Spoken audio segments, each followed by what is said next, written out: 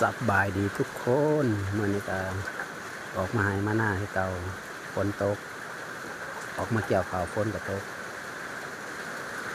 ก็เลยบริเกี่ยวสัมเกี่ยวได้ไม่เดียวฝนตกสัมมุมมันจะเป็นมุมที่เราเกี่ยวเขาเนาะบนที่ไอ้งัวยืนเราเกี่ยวเขา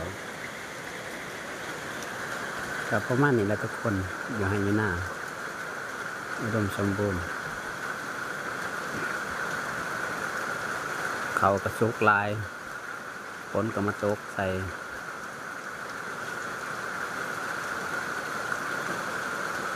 ชีวิตเศร้าให้เศร้าหน้าก็ประมาณนี้แหละ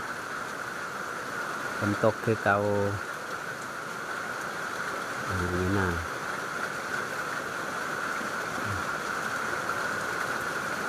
ฝากเป็นกำลังใจเบาใส่นี่เด้อได้เข้ามาเบิ่งกดติดตามนี่แน่เพื่อเป็นกำลังใจให้เฮ็ดคลิปต่อไป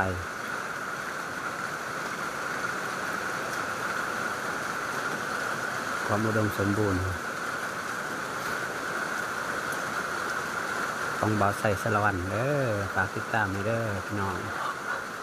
ผู้ใดเป็น FC เบาใส่ก็กดติดตามให้เด้อ